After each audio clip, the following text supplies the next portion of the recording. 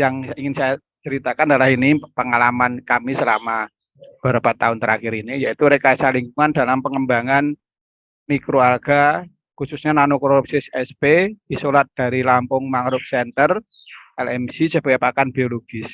Ini yang selama ini saya tekuni, Pak Bambang dan para hadirin sekalian. Saya nama saya Tugiono, jadi agak susah ini kalau namanya satu gini, dan yang jasa saya salah terus ini karena satu kata. Saya adalah salah satu dari program studi Dokter Ilmu Lingkungan Universitas Lampung. Mungkin itu S1, S2 saya di UGM, S3 saya di Kartini University. Itu Pak pengenalan saya. Nah, pada kesempatan ini izinkanlah saya untuk menyampaikan apa yang telah saya tekuni dalam beberapa tahun terakhir ini, yaitu tentang mikroalga khususnya Nanochloropsis, tapi bukan untuk remediasi. Kalau yang sesuai judul itu kan harusnya untuk remediasi itu atau fikoremediasi. Cuma di sini saya pemanfaatannya untuk pakan. Pakan dalam ini pakan untuk aquaculture ya, bukan untuk pakan suplemen untuk manusia. Walaupun sekarang udah banyak dikembangkan juga, tapi saya untuk larinya nanti ke pengembangan saya ke arah ke aquaculture. Nah, pendahuluan ini saya ingin perkenalkan juga, mohon izin, mohon maaf, saya ingin memperkenalkan ikon kami, salah satu ikon dari Universitas Lampung, khususnya kami mahasiswa, kami program studi Dokter Lingkungan juga sangat mengandalkan ikon ini, yaitu Lampung Mangrove Center, di mana itu terletak di Desa Margasari, Kecamatan Labuan Maringge, Kabupaten Lampung Timur, Provinsi Lampung, dengan luas cukup luas yaitu 700 hektar, dan LMC ini ditetapkan sebagai hutan pendidikan dan pengelolaannya diserahkan ke UNILA dengan konsep tripartit, yaitu dari pemerintah daerah, Kabupaten Timur, terus UNILA, Universitas Lampung, dan pengusaha atau tokoh atau masyarakat. Dan ini masyarakatnya luas, bisa NGO, bisa masyarakatnya, atau bisa juga pengusaha. Nah, ini ditetapkan dengan SK Bupati pada tahun 2005. Ini lokasinya, karena kalau tidak kita tayangkan nanti istilahnya tidak kenal, maka tak sayang, maka izinkan kami menayangkan. Inilah gambaran lokasi Lampung Mangrove Center yang secara foto udaranya ini saya ambil dari Google Earth, itu adalah bentuknya sangat indah sekali. Ada ini laut lepas, laut Jawa ini, kalau pada timur Sumatera sampai ke Jawa. Ininya ini ada teluk, ada celah, lalu kita bisa masuk ke sini. Ini gambar, kalau ini gambar skematiknya begini. Ini lokasi penelitian yang kami lakukan pada saat ini. Kami ambil di sini, tapi ini tidak penting, yang penting ini.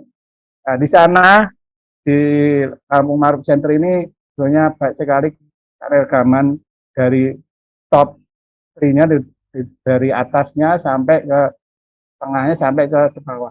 Nah, ini yang di pohonnya yang paling menarik adalah burung. Ini banyak sekali burung. Jadi Bapak Ibu yang punya pengalaman atau mau penelitian tentang keanekaragaman burung, mereka itu punya strata-strata tersendiri tempat tidurnya dan sebagainya. Ini sangat menarik sekali kalau kita lihat. Ada yang burung sampai 1 meter. Ini kami ambil saat itu. Ini sekali pada sore. Sehingga di sini banyak sekali baik dari dalam maupun dari luar negeri untuk memanfaatkan ini, baik untuk penelitian maupun hanya rekreasi seperti bird watching, seperti pengamatan burung dan sebagainya. Kami mahasiswa kami dari sana, dan juga untuk penanaman kembali hanya dilakukan baik oleh institusi maupun oleh masyarakat maupun oleh NGO. Namun ada permasalahan yang perlu kita ketahui, karena letaknya tadi ada yang teluk, itu ada yang bertambah terus, tapi yang di pinggir sini, yang di laut lepas ini banyak yang mengalami masalah karena pada tumbang, kena ombak. Walaupun sudah banyak dilakukan dari berbagai penelitian, saya pernah dari IPB itu membuat APO di sana untuk meneliti, terus dibuat juga dari JICA, tapi ya karena terlalu luas mungkin nggak bisa tercover semua. Sehingga silakan kalau memang tertarik untuk menanggulangi abrasi apa itu menyelamatkan mangrove ini dalam arti dari abrasinya ombak ini mungkin sangat bagus ya untuk memodelkan bagaimana yang tepat alat apot ombaknya sehingga bisa melindungi. Yang kedua, masalah yang kedua yang muncul di sana secara spot-spot bukan hanya di mangrove center tapi di daerah pantai lain di Lampung itu secara spot-spot itu juga ada mengalami kering, layu. Tapi nggak semua, hanya spot-spot itu nggak tahu belum masih diteliti sama kawan-kawan yang berkepentingan itu matinya tidak semua tapi spot-spot. Tapi terutama yang Avicennia. Avicennia itu yang banyak mengalami masalah spot-spot. Saya kira itu yang pendahuluan yang ingin saya utarakan kepada Lampung Mangrove Center. Bapak itu aksesnya dari kota Bandar Lampung itu sekarang udah ada jalan ini udah bagus, itu sekitar ya 1 jam lah dari kota Bandar Lampung. Bisa naik. Sekarang udah tahu lebih cepat lagi. Nah, kembali lagi ke topik saya adalah ekosistem mangrove tadi mempunyai peran yang sangat penting untuk penelitian, khususnya untuk saya sendiri. Saya sudah menekuni dari tahun 2015 sampai kemarin 2019. Nah, dari situ kami punya dari awal penelitian saya yaitu tentang melihat keanekaragaman ikan. Terus saya lanjutkan dengan melihat indeks preferensi makanan ikan. Ternyata setelah saya amati ada beberapa jenis ikan, yaitu terutama ikan-ikan yang planktonivor, itu seperti belanak, sangat baik sekali. Setelah kami amati, ternyata dia memang makanan utama adalah plankton. Atau planktonivor itu plankton yang terutama adalah Nesia, Nanocerotis, Tetracermis, dan lain-lainnya. Sehingga dari situlah ada ide dari saya dan sama membuat penelitian ini. Dengan ditunjuk beberapa teori sehingga bahwa fitoplankton itu potensi untuk dikembangkan menjadi pakan alami atau pakan biologis yang untuk mendukung stok pakan pada waktu kita untuk budidaya. Itu yang ini adalah pertama pada waktu ekosistem alami itu memang ketersediaan fitoplankton dan zooplankton atau disebut mikroalga yang ini sangat melimpah dan cukup melimpah di alam. Dibuktikan dengan analisis saya dari indeks analisis isi lambung atau indeks preference itu memang ada jenis-jenis ikan tertentu yang mengandalkan mikroalga sebagai pakan utama yaitu jenis mungil atau ikan belanak sangat melimpah sekali di sana. Tetapi permasalahan kita di dalam budidaya. Dalam budidaya, ketersediaan pakan alami dalam bentuk yang siap dan istilahnya yang berkualitas itu sangat terbatas. Sehingga dari situlah mungkin ide saya dengan penelitian tentang pemanfaatannya dari fitoplankton. Dan akhir dari penelitian kami yang saya tekuni ini adalah nanti akhirnya adalah saya akan membentuk suatu produk yang dikenal dengan powder atau bubuk dari nanocerotis. Nah ini kalau di dunia kosmetik, dunia kesehatan itu sudah banyak sekali powder-powder yang sudah dipakai untuk ibu-ibu ya, seperti spirulina, seperti chlorella, itu juga sudah banyak dipakai untuk suplemen. Nah, tapi di sini saya menggunakan sebagai pakan ikan atau untuk aquaculture. Nah, ini yang melatar belakang.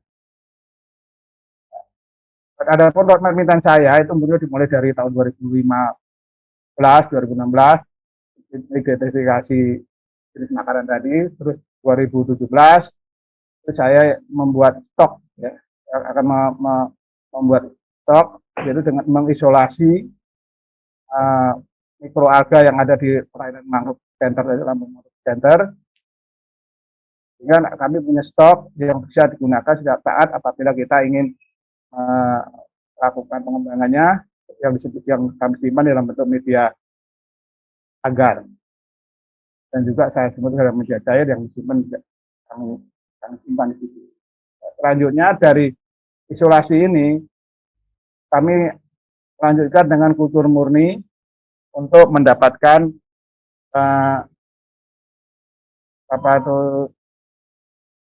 jenis yang kami inginkan, yaitu dengan perlakuan-perlakuan yang kami lakukan, kami mendapatkan kultur murni dari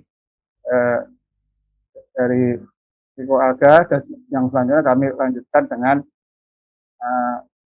kultur semi masalnya atau intermediate-nya. Nah, terus juga dilanjutkan dengan pembuatan pasta dan juga powder. Kenapa kita buatkan pasta? Karena dengan pembuatan pasta itu kita bisa mudah menyimpannya dan juga mudah untuk dikembangkan lagi. Karena pasta masih bisa dihidupkan lagi dan juga mudah dalam cara sharing yang membawanya. Sehingga kami melakukan itu, dan juga akhirnya nanti produk akhir yang kami inginkan adalah pembuatan powder dengan menggunakan pasta itu. Nah, itu kami lakukan beberapa tahun ini, dan alhamdulillah kami mendapatkan dana dari hibah Kementerian Gizi. Nah, tahap awal yang kami lakukan yaitu dengan mengisolasi, yaitu mikroalga dari Lampung Mangrove Center. Setelah kami lakukan isolasi dengan media agar, itu kami teridentifikasi terdapat 14 jenis mikroalga. Dari 14 jenis mikroalga itu yang dapat dikembangkan sebagai pakan hidup atau pakan alami itu ada 6 genus, yaitu Thalasseria, Phycotella, Cytoceros, Tetracermis, Anoplosis, dan Isochrysis. Ini sudah saya publiskan di jurnal pada tahun 2017, yaitu, dan kami pilih salah satunya yaitu Nanoplosis, karena yang lainnya masih belum saya kembangkan. Tapi saya kembangkan adalah Nanoplosis, dan kami beri label Nanoplosis SP Isolat LMC Lampung Mangrove Center. Kenapa kami pilih Nanoplosis? Ini adalah secara teorinya. Nanoplosis itu merupakan mikroalga atau fitoplankton yang bersifat tunggal, uniseluler dengan ukuran berwarna hijau dan memiliki dua fase. Salah satunya ini, dan kalau Nanoplosis ini dapat berfotosintesis karena mikrokrofil, dan karakteristiknya memiliki sel yang terbuat dari komponen selulosa, itu teorinya. Nah, ini secara taksonominya, karena taksonominya model-modelnya kami ambil dari Wood dan Simon. Nah, ini yang kami dapatkan. Kalau ini kami dapatkan dari sumber dari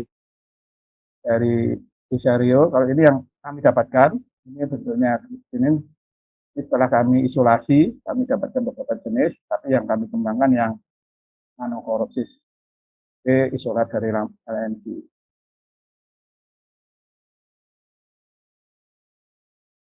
Kenapa yang melatar belakangi kenapa kami pilih Nanocorrosiv? Itu memang Nanocorrosiv sudah banyak digunakan di dalam industri hatchery, ya, aquaculture, seperti itu pembesaran larva dan juga dari bivalvia, rotivera, dan larva ikan, juga digunakan untuk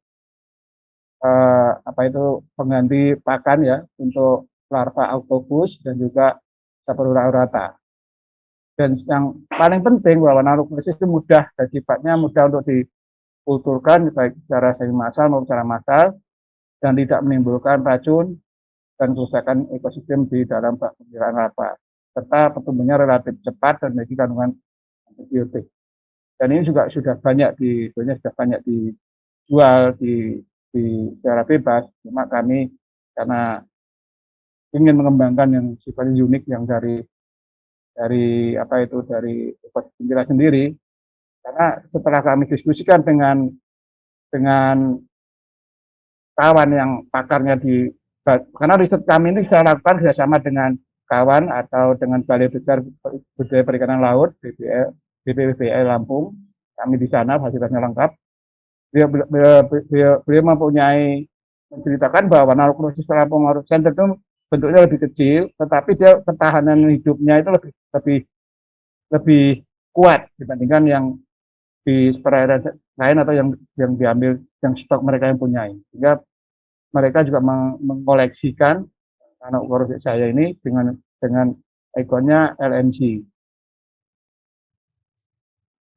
Ini adalah untuk tahapan selanjutnya setelah kami dapatkan sholat, kami menggunakan kultur murni ya untuk mendapatkan stok yang nanti stok itu akan siap digunakan ya.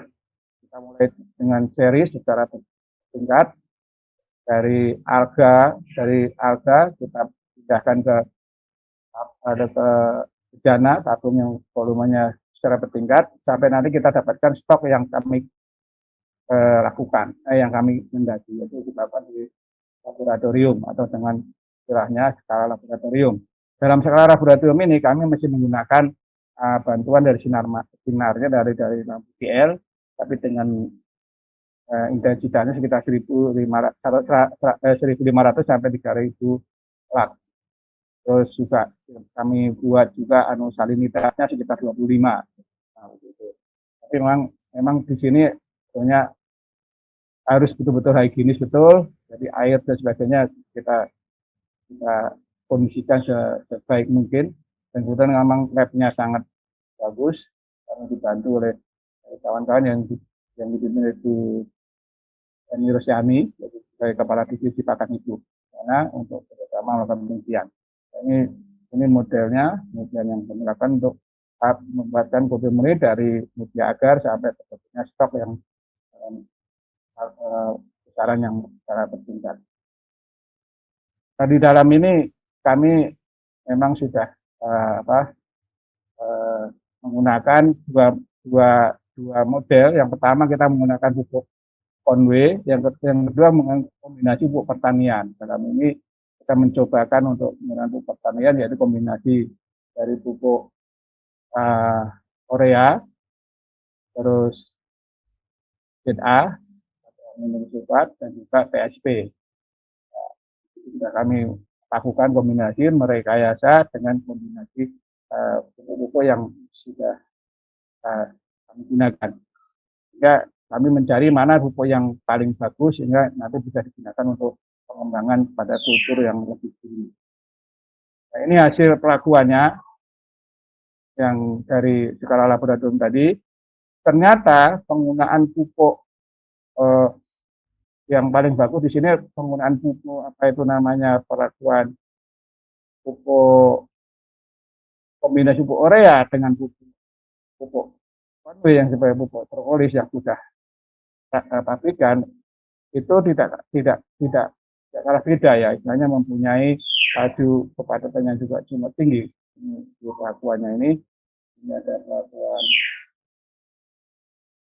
tidak istilahnya pelakuan C ya, pelakuan C di mana 50 ppm urea dengan 20 ppm ZA dan 10 ppm PSP itu hasilnya ya tidak kalau bahkan lebih bagus dengan dari pupuk yang Conway. Ya, ini bisa sebagai indikasi bahwa dengan merekayasa penggunaan pupuk dan kondisi lingkungan yang lainnya, kita bisa menggunakan pupuk yang harganya lebih relatif lebih murah dibandingkan pupuk yang propolis ini. Ya, dosis ini sebetulnya kita mengembangkan dari dosis yang sudah dilakukan oleh Balai Besar Perikanan Budaya Laut. Kami mengembangkan, kami mainkan di ureanya. Kalau yang kita itu formula dari beliau terus kami kembangkan di permainan di ureanya yang kita gunakan. Selanjutnya dari kultur skala laboratorium kami kembangkan ke arah semi massal atau intermediate. Ini juga sama kami lakukan. Yang perlu diperhatikan dalam hal ini memang banyak karena kita butuh ke stok yang banyak, sekitar 10% dari volume akuarium yang kita butuhkan di 100 liter, itu sekitar 10 liter. Dalam penggandaan ini yang menjadi masalah yang sering kami alami, kalau masuknya suatu istilahnya kalau hama, yaitu prosoa, itu bisa menghabiskan dalam waktu semalam habis. Udah gitu ya kita memang harus beli dalam hal ini ya. Kita harus amati sampai terjadi maksudnya prosoa itu bisa menghabiskan proses yang sudah kita lakukan. Padatan awal yang kita gunakan adalah 500 kali 10⁴ L, sebanyak ya itu dari satu akuarium adalah sekitar 10 liter dari 100 liter yang kita kembangkan. Ini kita beri pupuk dengan konsentrasi sama, yaitu konsentrasinya ini ada kombinasi dari berbagai macam pupuk tanian dan kontrolnya sebagai pupuk konvensional. Ini juga hasilnya, dari hasil ini ternyata pelakuan A kombinasi Korea 40, ZA 20 dan TSP 5 ppm untuk pelakuan putus semi massal itu yang paling bagus. Dan ini hasilnya juga sudah saya publikasikan di jurnal, yaitu pada tahun 2018. Dan dari sini kami lanjutkan dengan ini hasilnya dari hasil studi tadi, dari gerakan awal 400, puncaknya sekitar 4 ribuan kali 10 pangkat 4 sel per liter. Terus kami lanjutkan dengan pembuatan pasta, yaitu pembuatan pasta itu dengan mengapa harus buat pasta? Yang pertama keuntungannya bisa kita simpan lebih lama dan juga memudahkan dalam kita menghandlingnya, kita menggunakan media cair. Dan pasta ini sifatnya masih hidup, bisa kita netralisirkan lagi kita dengan pengambanasan sitrat, itu bisa kita uji ketahanannya. Nanti ketahanannya dan bisa kita kembangkan lagi untuk akarnya atau untuk sebagai water system. Nah itu bisa, ternyata dari pembuatan pasta ini kami menggunakan berbagai macam dosis yang sudah kita aplikasikan. Ternyata pada dosis yang paling bagus yaitu dosis NaOH 175 ppm yang untuk pembuatan pasta. Ini juga hasilnya sudah saya publikasikan pada tahun 2019. Ini ada pembuatan pasta adalah kita membuat kultur semi massal ini, terus kita tambah dengan NaOH, kita aduk 15 menit, terus kita endapkan sekitar 3,5 jam. Setelah itu baru kita saring dengan kain satin ini untuk mendapatkan padatan pasta, dan tentunya dari hasil pasta ini kita uji analisis dengan Proximat, mengetahui kandungan nutrisinya, dan kita uji ketahanannya dengan ditumbuhkan lagi dalam media skala laboratorium. Kita tumbuhkan lagi dosis mana yang paling besar yang masih bisa hidup. Nah, ini hasilnya dari perlakuan itu. Ini pasta yang kita dapatkan. Ini hasil Proximatnya. Dan ini uji ketahanan hidupnya yang dari pasta yang kita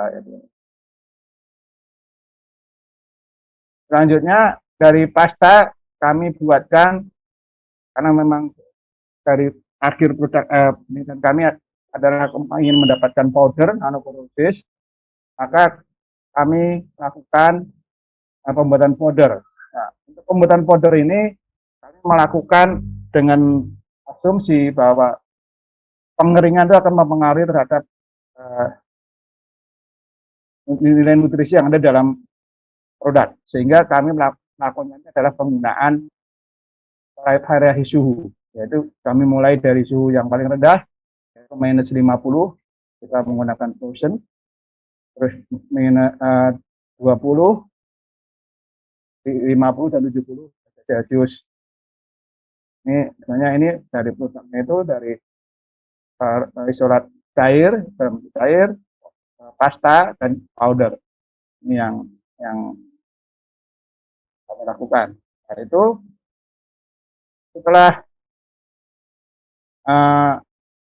kita masukkan, kita buat apa namanya pasta, kemudian kita keringkan ya dengan suhu yang berbeda tersebut untuk mendapatkan pasta, untuk mendapatkan pasta, dan setelah dikeringkan nanti akan mendapatkan apa namanya itu powder, bubuk. Nah, ini rangkaian dari penelitian yang kami lakukan dari pengambilan di lapangan, di Lampung Mangrove Center, terus kita bawa pengambilan dengan menggunakan tangkap net, ya. Terus kita kumpulkan di dalam box, terus kita kasih pendingin. Dalam hal ini kita tidak boleh dikasih pengawet karena kita menghirup, kita kasih apa namanya es, terus ke bawah, kita kembangkan di stoknya agar suratnya kita identifikasi dan kita kembangkan sebagai kultur murni secara laboratorium. Kita dapatkan masal, demi masal, pasta kita keringkan, terus kita mendapatkan granular ini nanti kita blender ya, kita gabungkan dari bubuk powder yang nanti baru kita analisis bagaimana kandungan nutrisi daripada pasta ini atau powder ini. Ini hasilnya, ini dari hasil kultur tadi sebelum kita buatkan pastanya, pasta yang didapatkan dari macam akuarium tadi. Inilah hasil apa namanya presentasi dari kandungan gizi dari powder yang kita dapatkan dengan analisis proximat, yaitu kandungan protein, lemak, dan karbohidrat, dan fiber, dan juga kandungan air.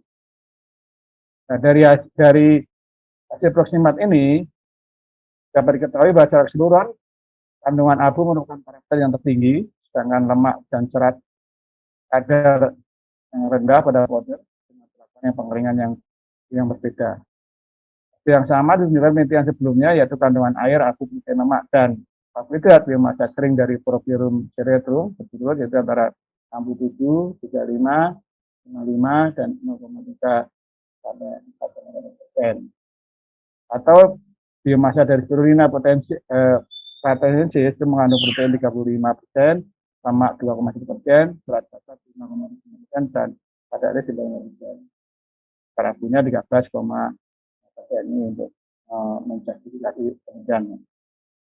Sekarang kandungan protein tertinggi pada pengeringan dengan temperatur dicapai pada temperatur minus 50 sampai dan 70 dengan kandungan protein masing-masing 8,89% dan 8,7%. Namun untuk pengeringan yang minus 50 ini sangat istilahnya sangat agak memerlukan khusus, makanya karena hasilnya juga tidak berbeda nyata, maka dapat disimpulkan bahwa yang 70 itu yang lebih reasonable karena masih banyak open yang belum derajat. Dan nilai kandungan yang ini berbeda nyata dengan pengeringan 20 dan 30 dan 50. Perlu diingat bahwa peningkatan temperatur dan pengeringan akan menyebabkan kerusakan protein. Kadar panas yang ikan dan semakin lama pemanasan akan mengakibatkan berkurangnya air, penurunan kadar protein dan juga lemak. Itu pada penggunaan suhu di atas 100 ya 180 menyebabkan kerusakan dan tidak melakukan nilai gizi, protein, lemak, dan meningkatkan kadar abu pada bahan pangan. Simpulannya dari apa yang telah kami lakukan yaitu bahwa rekayasa media tumbuh dengan kombinasi pupuk pertanian dapat digunakan dalam kultur mikroalga khususnya nanoproses SP surat dari Lampung Mangrove Center, baik skala laboratorium maupun skala massal. Karena kami tidak, sebenarnya massal juga bisa, tapi karena kami tidak sampai ke massal karena sangat handlingnya sangat susah. Suhu pengeringan untuk mendapatkan powder nanoproses SP surat LMSI itu yang bernutrisi tinggi adalah suhu 70 derajat Celcius. Ini tadi ada dua, minus 50 sampai 70. Tapi yang 70 derajat Celcius. Keluaran yang dihasilkan dari penelitian kami ada 3 jurnal internasional publikasi, 1 buku, bahan ajar, dan 1 paten sederhana. Terima kasih. Saya mengucapkan terima kasih kepada Direktorat Tinggi Kementerian Riset dan Teknologi dan Tinggi untuk penyediaan dana penelitian melalui skema IPA bersaing pada tahun 2015, 2016 dan skema IPA strategis nasional pada tahun 2017 sampai tahun 2019. Dan juga ucapan terima kasih kami sampaikan kepada Kepala Balai Besar Perikanan Budidaya Laut Lampung atas pemberian izin untuk melakukan penelitian dan khususnya divisi pakan hidup yang diketuai oleh Ibu Emi Rosyani. Dan juga mahasiswa-mahasiswa yang terlibat dalam penelitian ini. Saya kira itu Pak Prabang, terima kasih. Mohon maaf ini kami memang menyajikan apa yang kami lakukan penelitian. Terima kasih.